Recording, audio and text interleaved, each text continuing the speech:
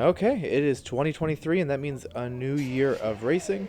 This is going to be my first race of the year, and we are over in Saranac, Michigan for the Dirty 30 gravel race. I'm doing the Filthy 50 mile gravel race here. Seems to be sort of the major race out of the different levels. There's also a 130-mile race and a 30-mile race. This seemed to be the one with all the big guns in it, and I certainly felt that real quick and early here. Did a lot of crit racing last year. Did one gravel race at the end of the year. Did one cyclocross race. Did a couple of other things, but mostly did road. I'm not one. Certainly right now, I don't feel great on gravel. I don't enjoy it. It's just I'm really uncomfortable on the gravel roads themselves, taking corners at speed, all of the bumps. I like to sit on the tops of the hoods on the road bike, and certainly you need to get more in the drops here to be a little safer. A lot of, especially with these early spring gravel races, there were a lot of potholes, a lot of washboard type stuff on the gravel roads that we'll see. Oh, it just wasn't. It was a very, very mentally and physically draining race for me. Just spoiler, didn't quite turn out very well. Here, we're hammering it. Well, there is at 43 watts, so probably a bad time to say we're hammering it, but a little bit of a hard start right off the bat, just for a second, but then you can see it really settles down here. And I was like, oh, maybe this isn't going to be the crazy hard start that we hear about in gravel races. Gravel races seem to always be the strongest people are on the front, just ripping the legs off everybody else until it gets into a really, really small group, and then they go. That's what I've heard. That's really how it was at Lowell last year, but here, it's a pretty easy pace. Heart race just at 146. Really not too bad. My max is like 175 or so, and so this is pretty good. I was like, oh, I guess this really just isn't going to be the super crazy hard start.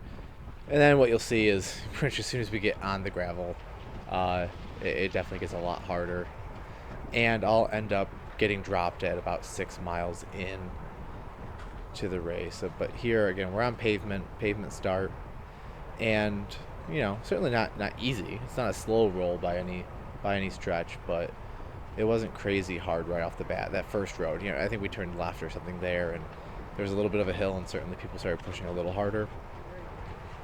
But it's just going to get harder and harder, and unfortunately, I just can't stay with the front.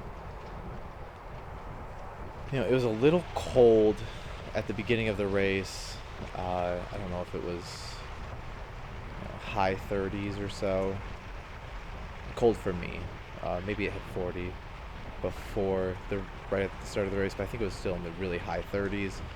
And what I found through this hard section, now we're on gravel, and here as it got hard, I felt like I just couldn't breathe.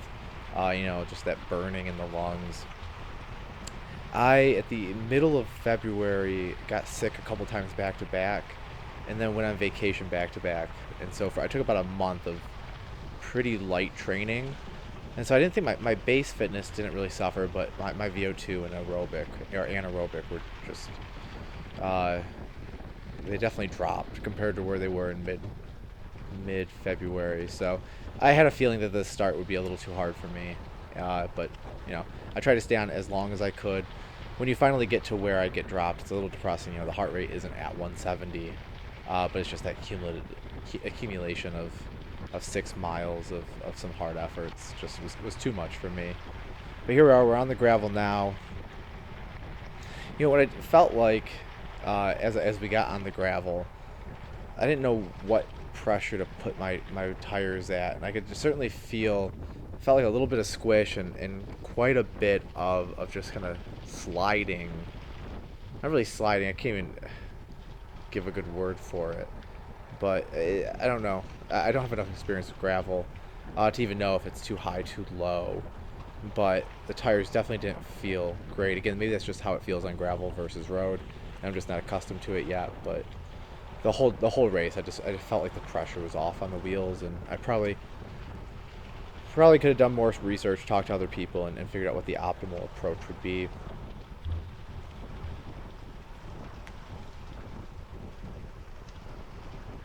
So we've settled in, trying to stay relatively towards the front of the race. You can't quite see it. At least you can't see it very well. There are 3 people who go off the front pretty quickly here, and I think they're probably already off the front at this point. And I think those 3 end up staying away the entire race. Two turbo guys and then 1 other person. I don't know if it's an athletic mentors guy. They went off the front and they stayed away the entire race from this rest of this group. So obviously incredibly strong riders on the front. Impressive effort from them.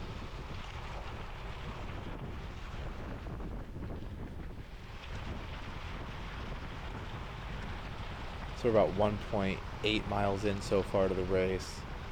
Let me see again. This is, as I looked at the power, even kind of while I was doing the race, I think what I was disappointed in, again, it was clear the effort in the race itself wasn't crazy high, but I just had lost a lot of my top end again, kind of having to take a month of hard efforts off the bike, because I think when I got dropped, my normalized for the first 6 miles was only 380 or 380, 390, and my FTP is supposed to be 370. So I was looking, I'm like, this is just a little bit above my FTP. Obviously, that's not the whole story. It's just one metric. But when I had gotten dropped at Lowell, I got dropped 7 miles in, and I think my normalized was more like 420, 419, through about the same amount of time, same distance. And that was just an awful race. That was, my fitness was good, and it was still just a really hard start to that race. This one, by the numbers, it wasn't as hard. I just don't have that top end that I really would have had 2 months ago or so. But, for now, I'm still with it. Here you can see it's starting to get a little bumpy. This was really, for me, this is the story of early spring gravel in Michigan. This was not fun to me. Trying to figure out where to go. Obviously, the key to road racing, gravel or paved, is being able to sit on someone's wheel and be in the draft. And I just felt like anytime I did, all of a sudden there's just bumps coming out of nowhere. And again, like it as much as mentally or as physically fatiguing as it was, mentally it was just awful for me. It's just not something I'm accustomed to. And people's bottles were flying off left and right. I don't know if I end up getting it on video, so I'll just talk about it here. But at around 25 miles into the race, I hit a huge pothole, and my second water bottle, which was still full at that point, the bottle cage itself completely snapped off, and I lost that bottle. So this is a 2 to 2.5 hour race. I had put pretty much all of my carbs in the bottles themselves, and so in one fell swoop, as I was just finishing my first bottle, the second bottle was gone. And so I didn't have water, I didn't have food, and I definitely ended up suffering the consequences of that later in this race. So, some lessons learned there for these gravel. Maybe a Camelback is better. Maybe putting, you can see here the rider in front of me has a bottle in his back pocket. Maybe that's a good place to put a bottle. Ooh, you can see. This is the other sketchy thing, right? So you're used to just sitting right on someone's wheel, and people can stay pretty consistent on their line, but you start getting these big potholes. You see people try to dodge them, and if you have somebody to your left, you could easily take somebody out. And so it just, again, mentally was fatiguing for me. Not accustomed to this, and really not enjoying it by any stretch of the imagination.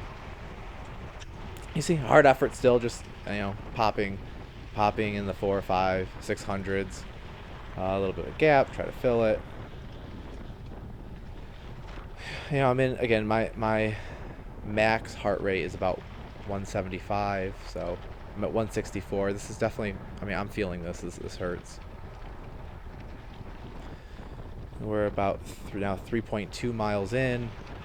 Certainly you're starting to see some splintering going on. You can see a gap behind me, behind this the rider in the orange kit.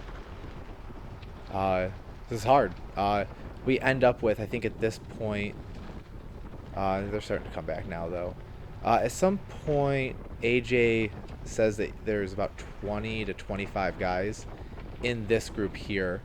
So not quite yet. First, she said it as I was cracking, and I get dropped.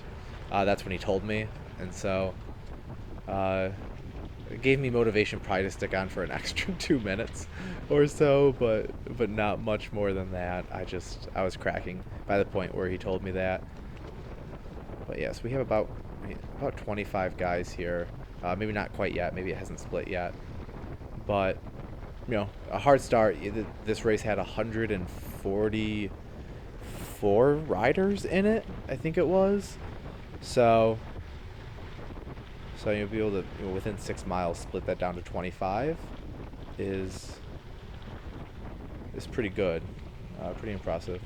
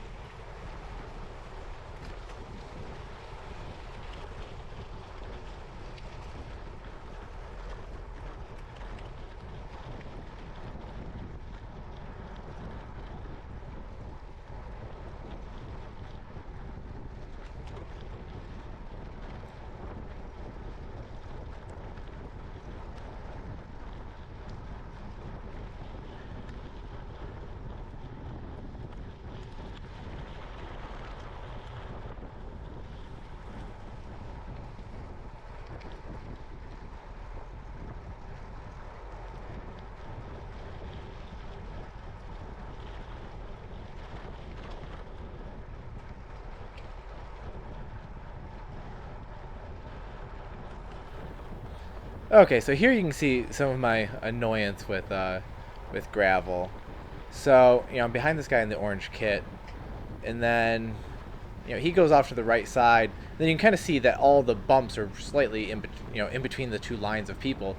So I want to get in his draft, but I don't want to go over that kind of washboard of bumps. So I stay to the left, kind of out of the draft, and then get over.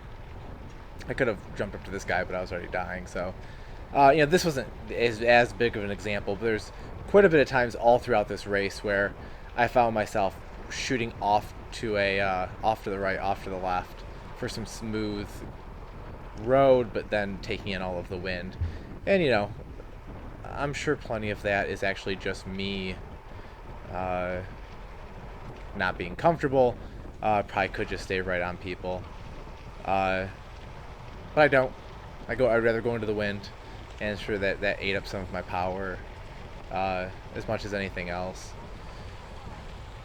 So here we're going to take a right-hand turn, a little bit of a hard start for a second. Power goes right back up, just like you'd expect, but and then settle back down. AJ's going to come up to my left, and here's where he's going to tell me there's 25. He was in the back, so he knows about how many people there are now in as he comes back. So he says 25. And this was honestly, I'm dying at this point, but AJ's, massive compared to me height-wise, so I did get excited at this point. I'm like, oh, I wonder if I can just sit right on his wheel and recover a bit. But you can see, he sort of, hits it, coast, hit coast, hit coast, which kind of caused me to do the same sort of pedaling. That probably was more exhausting for me than if I was just doing a nice steady 250 or so is probably what I could have done. You can kind of see me on, off, on, off. Well, maybe I couldn't have done 250 with the speed that we're going. But, either way, sort of like when you see somebody else pedaling that way, kind of causes you to pedal that way. Obviously, again,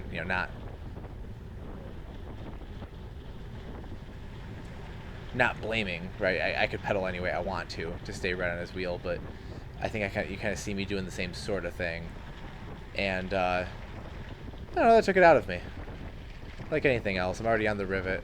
So I was hoping this would be recovery. I definitely found myself getting exhausted here. And, you'll see that's going to cause me, like I said, I got dropped at about just before 6 miles. So we're we're pretty much already there. So I'm here, and it just feels like they pedal away. You can see my heart rate's not that high. I just moved out to the side to let these guys go. I was done. Just all of those kind of hammer coast, just completely emptied my legs out. So I pull off to the right side here, just let these guys go. I didn't want to mess up their attempt, although it kind of did. Obviously, there's a gap here, and some of these guys were already off a little bit. But you know, I felt like I needed a couple seconds of just not pedaling, and that's going to cause me to lose the group. So I do tuck back behind this guy, and I'm just thinking, you know, at this point we're done. You know, we're not going to catch back on. It's one of these awful things where you look at it and you're like, oh, they're so close. We have to catch back on. There's no way I can't get on, but you can just see I'm struggling. I'm grunting, doing really, really small watts. So this guy who I was behind went around. I'm just gonna sit on this guy's wheel because I'm dead. Which is just pathetic. Again, at this point, my normalize was just barely above my threshold, or my supposed threshold power, and so I don't think we're gonna make it back. And I'm just gonna sit on this guy's wheel, try to recover as much as possible, and see what happens. So this guy dropped back, and I don't know. I kind of assume we're gonna be a group of 3 until some people catch us. But you're going to end up seeing that we will end up catching back onto this group here, but it's still pretty much the end of my day. And so we'll talk through that, and then we'll end up cutting ahead here. But we'll let the official drop happen before we do that.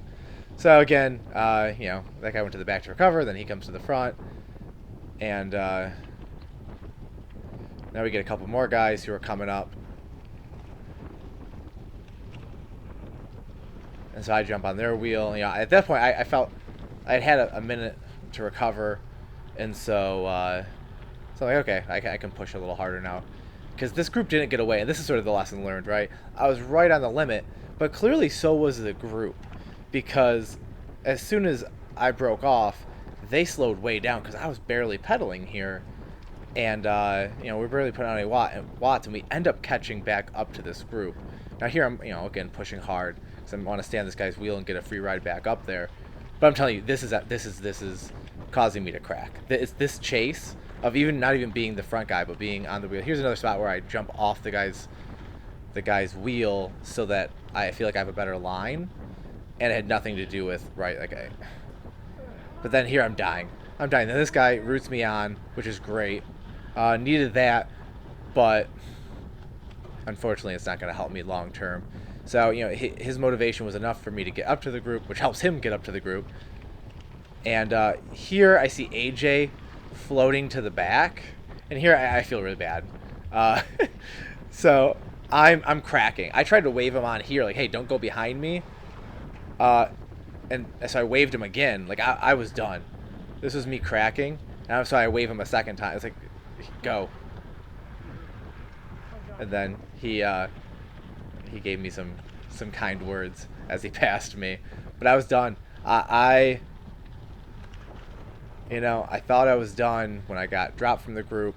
I was able to get on some guys' wheels and chase back onto the group, but just the act of chasing it just killed me. And it probably shouldn't have, but it did. Right at this point, I'm officially done with being with the front group.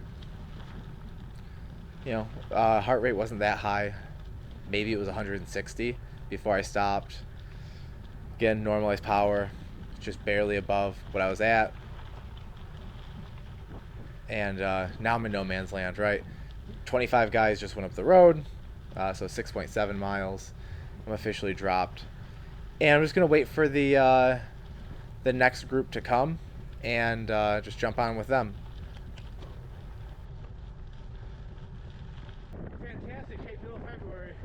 Got sick twice, went on vacation twice. Okay, we've jumped ahead about a mile and a half. I've been with one guy for pretty much that whole time, and we have the chase group behind us now catching up.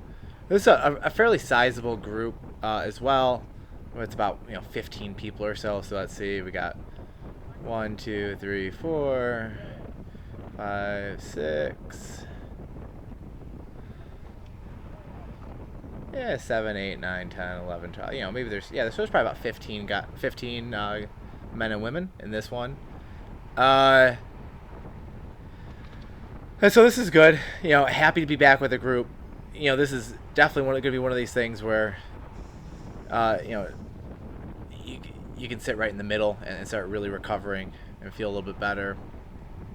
And so, you know, don't have much to say here. Just definitely back in with a big group, a big enough group that you can definitely get a lot of draft support. And it's probably early on enough in the race where this group is definitely not going to try to chase down the front. You know, we all got dropped. You're not going to be able to chase back. The group in front is bigger than this group, and it's early enough in the race that you're not expecting anyone to try to split the field by going super hard. So, you know, it's a little more. I'm not gonna say there's camaraderie, right? But it's just everyone going at a good clip to get to the end at this point, right? There's gonna be definitely some hard efforts at the end where there's a couple of hills, with the expectation. You know, people are gonna sprint for the finish, but it's not gonna be a tear your legs off here in mile 9, which was good for me. You know, so the real hard first 6 miles.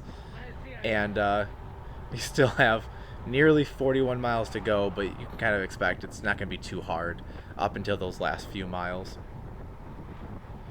And so, you know, I'll cut to a couple of notable moments throughout, but really we're going to spend most of the race now just with this group.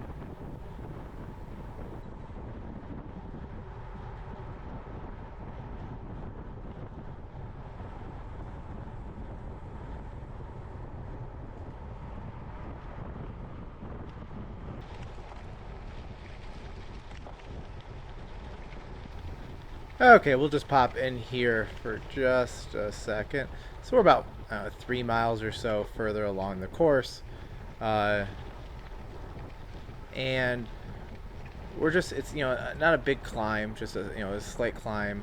You see 2% or so. And yeah, the group is a little strung out, but mostly is together. As you can see, as we crest the top of it and go into the descent, you see maybe the percentage is a little delayed here, but as we get into the descent, this one actually does start to string out.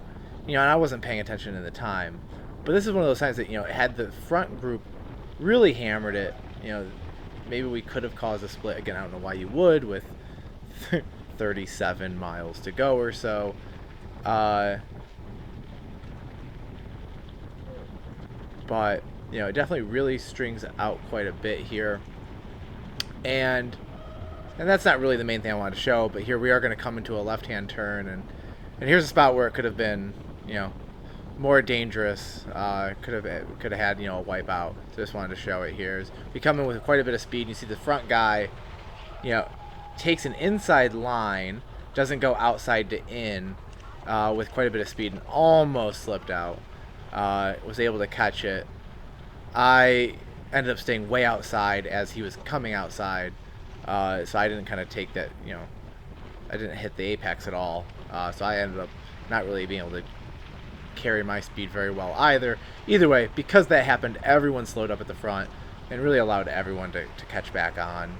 It would have probably caught back on anyway. Again, we weren't trying to push it down the hill very fast or in any sort of way to cause a break. Again, no reason to, but certainly once that happened, right, you know, with the very first guy, I think everyone kind of slowed down, and we're back together. Back onto some pavement. I would be very content if this was, if the entire race was on pavement, but it's a gravel race, so that's not going to happen, so we'll jump back onto some dirt here in a minute, but I'll jump ahead. Okay, so we're jumping back in, 16.6 miles into the race. We're coming up to a turn here, and just want to kind of look at what happens here. So we're gonna hit some you know, a little bit of bumps there, some potholes there. You know, pretty slow because we're about to turn. So no one was going too fast anyway. We turn left here, and you're gonna see the guy right in front of me. He's gonna hit a bump and lose a water bottle, and you actually see him totally stop and go retrieve that water bottle. And I think he ends up catching back onto this group. Uh, I try to look forward in the video and make sure he did. I think he did, but I want to bring this up because uh, even if he doesn't, uh, he now has proper hydration for the duration of this race, and I'm gonna envy him quite a bit. And so we're gonna let this keep rolling, and I'm gonna hit some bumps, or everyone's gonna hit some bumps, and I'm gonna end up losing my water bottle. So I'm just gonna go silent for a minute and wait for it to happen here. See if we can see the water bottle dropping.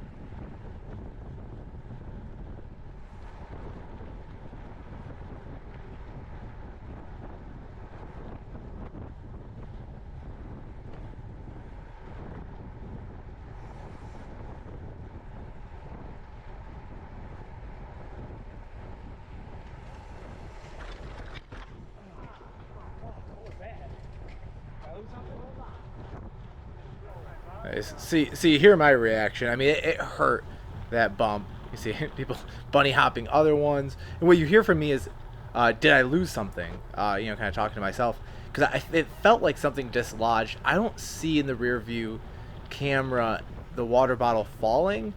My guess is that, so what happened on the water bottle cage was the bottom bracket of it snapped completely off. And so my guess at this point in the race what happened is that snapped and the water bottle fell into the V of the inner triangle. So it didn't actually fall off here. It just dropped down, 2 inches or so. And that's what I felt, that thunk of a full water bottle falling. And it probably falls off, and the camera's gonna jump off here in a second, but so we're not gonna end up probably getting to see where it falls off, but most likely it just fell off at a later bump, just fell left or right and left the triangle. But you could feel it, and so I just wanted to, kind of looking back at that previous one.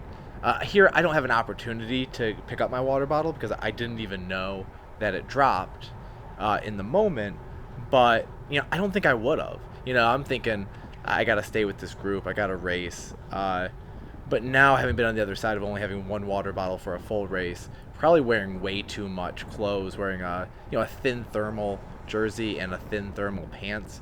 As you can see, some people have maybe knee warmers on. A lot of people have no arms on at all, no legs. Some people had no gloves. Those people are crazy. But being overdressed and only having one water bottle, in hindsight, I probably would just stop anyway. At this point, you're way back. You're not really fighting for a podium spot. Just stop, get the water, and have a more enjoyable ride instead of being super dehydrated. Again, probably wouldn't have done that myself. But you do see this other guy do it. I think he got back on here, but I'm not sure. But yeah, so that was the spot where my water bottle broke, I'm assuming.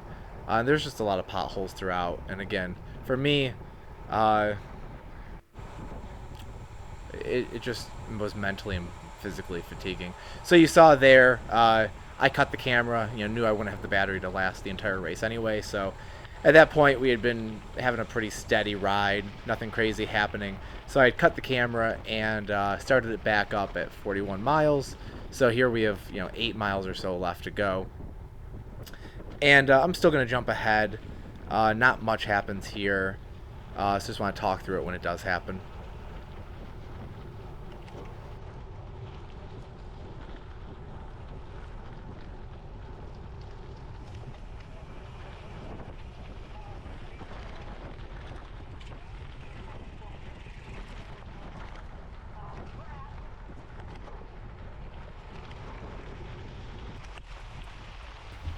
Okay, so here we are. There's really this, I think this is like the third to last climb of the day. And, kind of at this point, I thought, you see a unicyclist. I think we had 2 unicyclists that I saw on the course. It's just crazy. I mean, absolutely amazing. You see little arrow bars up there.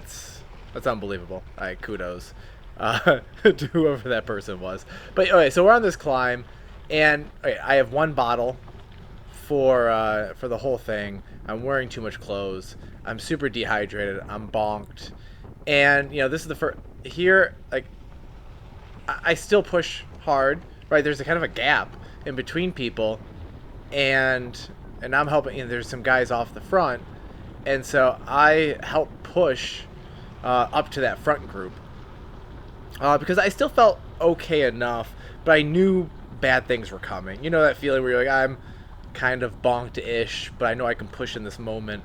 So here I do the effort. 160 watts. Maybe I'm not doing an effort here, but I did the effort to kind of catch back up to this group. That more or less makes everybody kind of push and drag along, and everybody catches back up eventually. I easily could have sat way in the back. Everyone else would have done the work, and I could have saved something, but I didn't. I did effort. But this was, I think there was one point where I stood up, and I started to feel that my quads would cramp when I stood up. If I sat down, it was fine. And this was one of those climbs where you really could sit enough to easily go up. It wasn't that high of a percent. So I was fine, but I started to feel some of those twinges, and I really shouldn't have put an effort in here, because you're gonna see what happens when we get to the next climb here. It's the end of my race.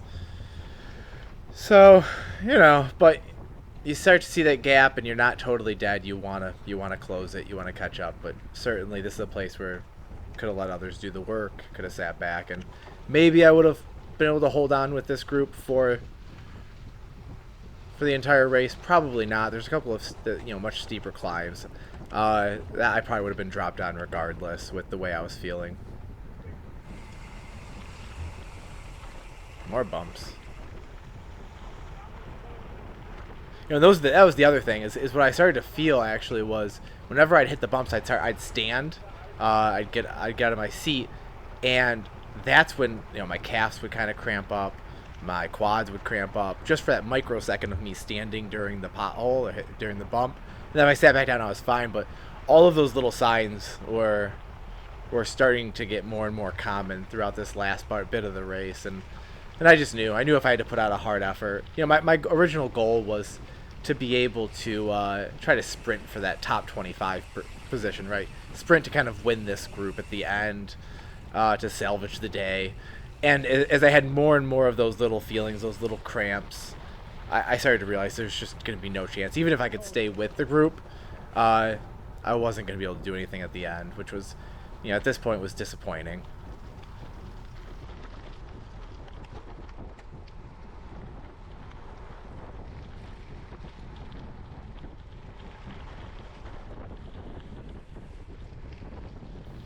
And you can see the next hill up here in front of us. And this is where I'm going to end up getting dropped from the group. It's a fairly steep climb. And it's one of these climbs where I had to stand to do it. As soon as I stood, both of my legs just completely cramped up. And it was just the end. At that point, once both quads cramp up, there's nothing you can do. Again, had I just sat way in the back on that descent, let others chase back on, maybe maybe, you know, back-to-back hard efforts wouldn't have been there, and maybe I would have been fine. But you can see, so now it's, you know, road's turned up, and that's where you can hear, oh God, I started to stand up to climb and immediately couldn't. You know, I sit down, I push, but right there, I'm done. And you just see everyone going around me.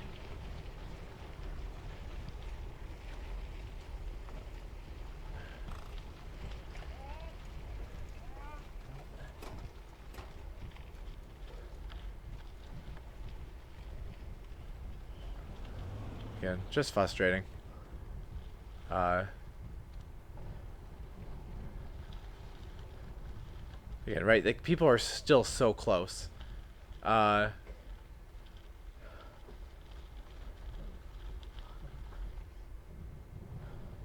think I just whispered F cramps. I don't know. I get them a lot. I don't know why I get them. I take plenty of salts. I do plenty of hard efforts training. So it's not like I should get neuromuscular fatigue or whatever, but I get cramps a lot. I don't know. And right, this climb just wasn't over yet. So I guess, you know, even if I could have caught on right there, that little mini descent or mini flat, where the climb was kind of in two parts, and I wasn't going to be able to stay with them again for this one. You can see at least that I was able to get back to threshold for a second there on this. Again, if I was seated, then the cramps weren't so bad. Just if I stand and really to stay with the group, I would have had to have stood and probably pushed. I think I just couldn't do it. So we're gonna crest over this one. Like, all I want is this guy taking a photo of me while I'm cramped up and dehydrated and pissed off. But that ended up being some really good photos, so they look great. I'm happy they were there. But in that moment, I need to ask if I can hop on Bob Dog.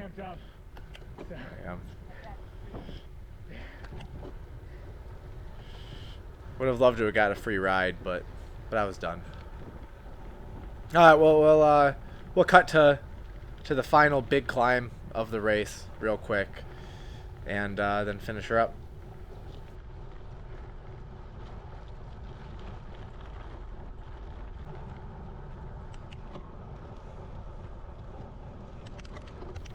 Okay, we've jumped ahead a little over 2 miles, I think, and we turned right into the last climb of the day.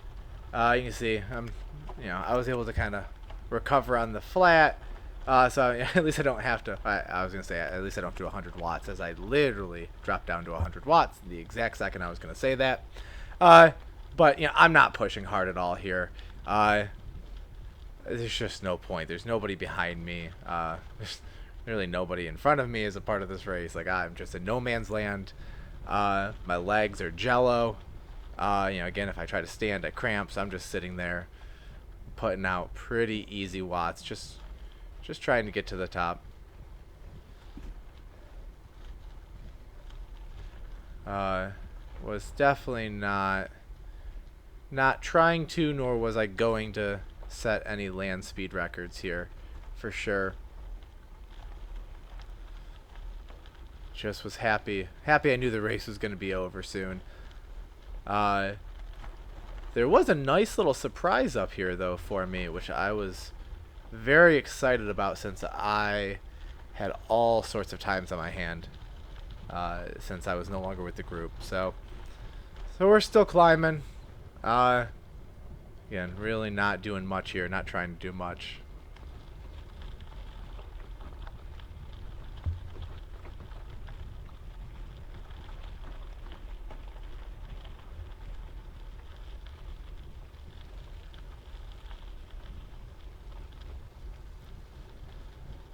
So we get up over this top.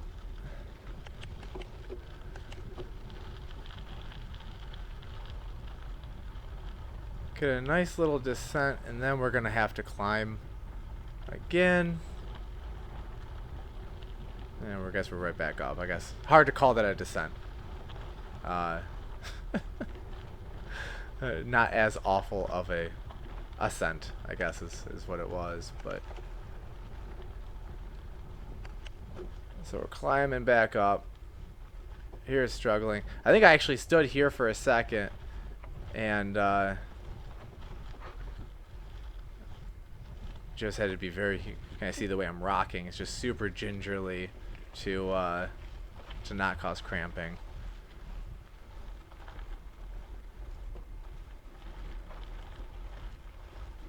This is just super painful to watch for me. I'm sure everyone else is just skipping ahead, or they're just laughing at how pathetic this is. But hey, I made it up. I don't know where my power went. I have 0 power there. I know that's not true.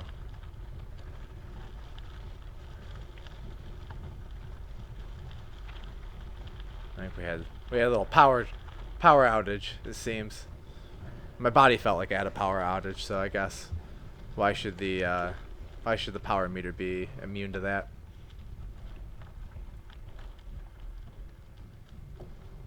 We also just I might have the sync off, to be quite honest. Yeah.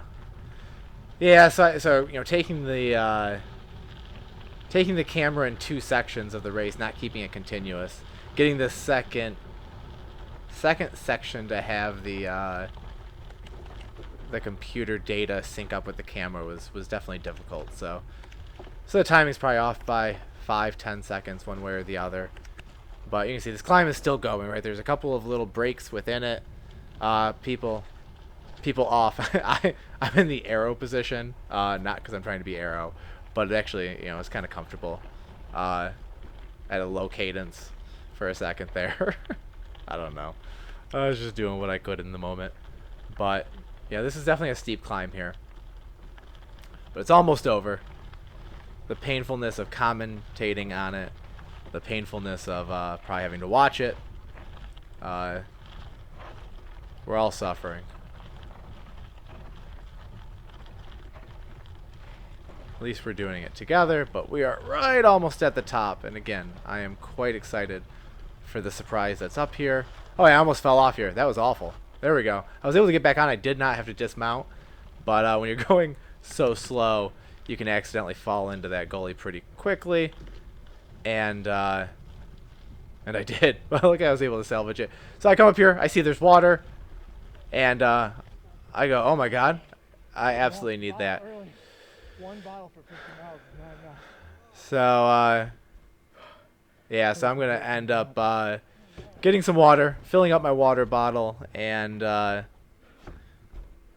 then drinking it and then refilling it again. I needed it. Again, why not? Why not take it? I'm in no man's land. There's nobody around me.